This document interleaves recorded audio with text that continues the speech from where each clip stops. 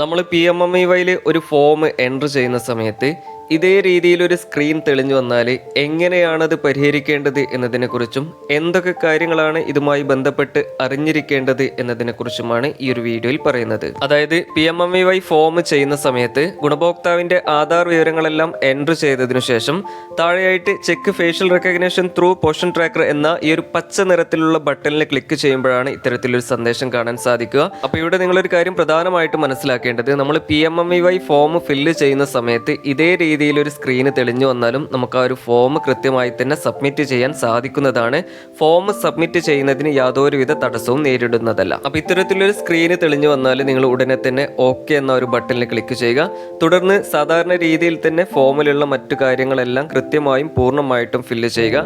അതോടൊപ്പം തന്നെ നിങ്ങളൊരു കാര്യം പ്രത്യേകം ശ്രദ്ധിക്കേണ്ടത്, നമ്മൾ ഫയൽ അപ്ലോഡ് ചെയ്യുന്ന സമയത്ത് PDF ഫയൽ അപ്ലോഡ് ചെയ്യുന്നതിന് പകരം JPG ഫോർമാറ്റിലുള്ള ഫോട്ടോ ഫയലുകൾ തന്നെ അപ്ലോഡ് ചെയ്യാൻ ശ്രദ്ധിക്കുക. അതായത് MCP കാർഡ് പോലെയുള്ള ഡോക്യുമെന്റ്സ് അപ്ലോഡ് ചെയ്യുമ്പോൾ ഒന്നുകിൽ കൊളാഷ് ചെയ്തിട്ടുള്ള ഫോട്ടോയോ അതല്ലെങ്കിൽ സ്ക്രീൻഷോട്ടുകൾ അപ്ലോഡ് ചെയ്യാൻ പ്രത്യേകം ശ്രദ്ധിക്കുക. അപ്പോൾ അതുവഴി ഇൻവാലിഡ് ഫയൽ ഫോർമാറ്റ് അതുപോലെ ഫയൽ മിസ്മാച്ചിങ് പോലെയുള്ള മറ്റു ഇററുകൾ പരിഹരിക്കാൻ സാധിക്കുന്നതാണ്. അപ്പോൾ ഈ കാര്യങ്ങൾ കൃത്യമായി ശ്രദ്ധിച്ചു കഴിഞ്ഞാൽ നമുക്ക് യാതൊരു തടസ്സവും കൂടാതെ തന്നെ ആ ഒരു ഫോം സബ്മിറ്റ് ചെയ്യാൻ സാധിക്കുന്നതാണ്. ഇനി ഇവിടെ നിങ്ങൾ രണ്ടാമതായിട്ട് അറിഞ്ഞിരിക്കേണ്ട ഒരു കാര്യം, ഇത്തരത്തിലൊരു സ്ക്രീന് തെളിഞ്ഞു വന്ന് നമ്മൾ ആ ഒരു ഫോം സബ്മിറ്റ് ചെയ്ത് കഴിഞ്ഞാൽ ഈ ഒരു ഫോം പ്രീ രജിസ്റ്റേർഡ് കാറ്റഗറി എന്ന ലിസ്റ്റിലായിരിക്കും തെളിഞ്ഞു വരിക. അത് സൂപ്പർവൈസറുടെ ലോഗിലേക്ക് എത്തുകയില്ല.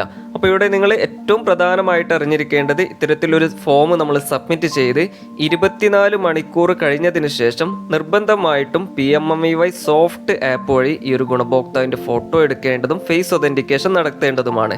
എന്നാൽ മാത്രമേ ഈ ഒരു ഫോം സൂപ്പർവൈസറുടെ ലോഗിലേക്ക് എത്തുകയുള്ളൂ. അപ്പോൾ ഇത്തരത്തിലുള്ള ഫോം സബ്മിറ്റ് ചെയ്തതിനു ശേഷം 24 മണിക്കൂർ കഴിഞ്ഞാൽ മാത്രമേ നമുക്ക് ആ ഒരു ഗുണഭോക്താവിൻ്റെ ഫോട്ടോ PMMEY സോഫ്റ്റ് ആപ്പ് വഴി എടുക്കാൻ സാധിക്കുകയുള്ളൂ.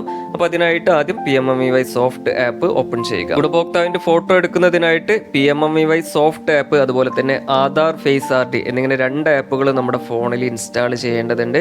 അപ്പോൾ ആ ഒരു ആപ്പുകൾ എങ്ങനെയാണ് ഇൻസ്റ്റാൾ ചെയ്യേണ്ടത് എന്നതിനെക്കുറിച്ച് വിശദമായിട്ട് മറ്റൊരു വീഡിയോയിൽ പറഞ്ഞിട്ടുണ്ട്. ആ ഒരു വീഡിയോ നിങ്ങൾക്ക് കാണാവുന്നതാണ്. PMMEY സോഫ്റ്റ് ആപ്പ് ഓപ്പൺ ചെയ്താൽ നമുക്ക് ഇതേ രീതിയിൽ ലോഗിൻ ചെയ്യുന്നതിനുള്ള പേജ് കാണാൻ സാധിക്കും. അതിൽ നിങ്ങളുടെ യൂസർ ഐഡിയും പാസ്വേഡും കൃത്യമായി എൻ്റർ ചെയ്തതിനു ശേഷം ലോഗിൻ എന്ന ബട്ടണിൽ ക്ലിക്ക് ചെയ്ത് ലോഗിൻ ചെയ്യാവുന്നതാണ്.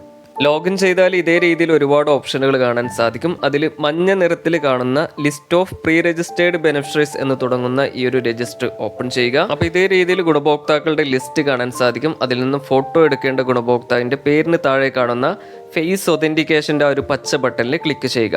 അല്പസമയത്തിനുള്ളിൽ തന്നെ ടീച്ചറുടെ PMMEY ആയിട്ട് ലിങ്ക് ചെയ്തിട്ടുള്ള മൊബൈൽ നമ്പറിലേക്ക് ഒരു OTP വരുന്നതായിരിക്കും. ആ ഒരു OTP ഇവിടെ എൻ്റർ ചെയ്യുക. ഇവിടെ ഒരു കാര്യം നിങ്ങൾ പ്രത്യേകം ശ്രദ്ധിക്കേണ്ടത്, ഗുണഭോക്താവിൻ്റെ മൊബൈൽ നമ്പറിലേക്കല്ല OTP വരിക, ടീച്ചറുടെ മൊബൈൽ നമ്പറിലേക്കാണ് ഒരു OTP വരിക. ഒരു OTP മുഴുവനായിട്ടും ഇവിടെ കൃത്യമായി എൻ്റർ ചെയ്യുക. അതിനുശേഷം താഴെയുള്ള വാലിഡേറ്റ് എന്ന ഒരു ബട്ടണിൽ ക്ലിക്ക് ചെയ്യുക. അപ്പോൾ ഓട്ടോമാറ്റിക്കായി തന്നെ ക്യാമറ ഓപ്പൺ ആയിട്ട് വരും. ക്യാമറ ഓപ്പൺ ആയി വന്നതിന് ശേഷം ഗുണഭോക്താവിൻ്റെ മുഖത്തിന് നേരെ ക്യാമറ സ്ട്രെയിറ്റ് ആയിട്ട് പിടിക്കുക. അതിനുശേഷം ഗുണഭോക്താവിനോട് ക്യാമറയിൽ നോക്കി കണ്ണ് ബ്ലിങ്ക് ചെയ്യാൻ ആവശ്യപ്പെടുക. അല്പസമയത്തിനുള്ളിൽ ഫോട്ടോ ക്യാപ്ചർ ആവുകയും ഫേസ് ഒതന്റിക്കേഷൻ പൂർത്തീകരിച്ചതിൻ്റെ സക്സസ് സ്ക്രീന് തെളിഞ്ഞു വരികയും ചെയ്യുന്നതാണ്. പിന്നീട് ഈ ഒരു ഗുണഭോക്താവിൻ്റെ പേര് ഈ ലിസ്റ്റിൽ നിന്ന് മാഞ്ഞു പോവുകയും മറ്റു പ്രശ്നങ്ങളൊന്നും ഇല്ല എങ്കിൽ സൂപ്പർവൈസറുടെ ലോഗിനിലേക്ക് ആ ഒരു ഫോം എത്തുകയും ചെയ്യുന്നതാണ്.